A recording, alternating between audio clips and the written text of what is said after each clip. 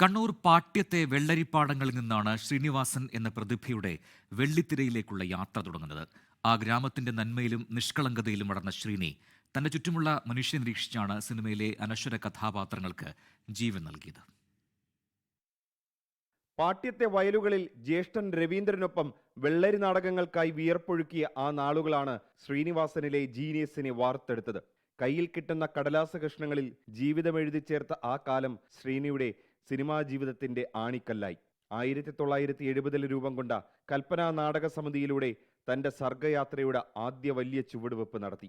ശ്രീനിവാസൻ ചെറിയ കാര്യങ്ങൾ വരെ നമ്മൾ ഉള്ളിലേക്ക് കടന്നു ചെല്ലുന്ന വിധത്തിൽ, ചിരിച്ചുകൊണ്ട് കടന്നു ചെല്ലുന്ന വിധത്തിൽ എത്ര ദുഃഖകരമായ കാര്യങ്ങൾ അവതരിപ്പിക്കാനുള്ള ഒരു പ്രത്യേക നൈസർഗിക വാസന ശ്രീനിക്ക് ആദ്യമുണ്ട്. അത് ജന്മവാസനയാണ്. അയൽപ്പക്കത്തെ കാഴ്ചകളായിരുന്നു ശ്രീനിവാസന്റെ സിനിമകളെല്ലാം. മലയാളികൾ നെഞ്ചേറ്റിയ ദാസനും വിജയനും ഉൾപ്പെടെ മിക്ക കഥാപാത്രങ്ങളും വെറുമൊരു ഭാവനയായിരുന്നില്ല. പാട്യത്തെ വായനശാലകളും ചായക്കടകളും അവിടുത്തെ സാധാരണക്കാരായ മനുഷ്യരെയും നോക്കിയാണ് ശ്രീനി അവർക്ക് ജീവൻ നൽകിയത്. നാടോടിക്കാറ്റിൽ ദാസനെ അവതരിപ്പിക്കുന്നത് ഞാനാണ്. എന്നെ വിട്ടിട്ട് പോയിട്ട് അപ്പം തൊട്ടൊരു വെള്ളമടിക്കാൻ ഞാൻ വെള്ളമടിക്കാറൊന്നും ഇല്ലായിരുന്നു. ഇന്ന് ഞാൻ വെള്ളമടിക്കേണ്ടി വന്നു. അത്ര വിഷമത്തിലാണ് ഞാൻ.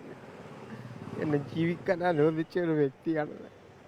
സിനിമയുടെ ചമയങ്ങൾക്കിടയിലും പാട്യമെന്ന ഗ്രാമം ശ്രീനിക്കുള്ളിൽ എന്നും ജീവിച്ചിരുന്നു.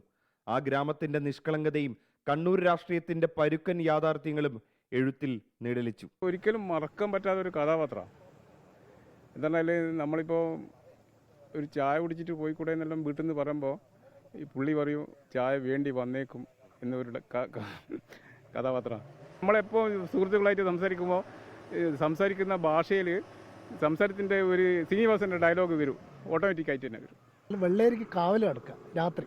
അന്നേരം ചെറിയ ഷെഡും കെട്ടിയിട്ട് കാവൽ കിടക്കും ആൾക്കാർ. അന്നേരം ഇവർ ടൈം പാസിന് വേണ്ടിയിട്ട് ഒരു നാടക പരിപാടി ഇടും രാത്രി. അങ്ങനെയാണ് വെള്ളേരി നാടകങ്ങളിലൂടെയാണ് പിന്നെ അമേച്ചർ നാടക രംഗത്തേക്ക് വരികയായിരുന്നു ശ്രീനിവാസൻ. സ്വന്തം നാട്ടുകാരുടെ കഥയാണ് ഏറ്റവും കൂടുതൽ വന്നിട്ടുള്ളത് സിനിമകളിലല്ല.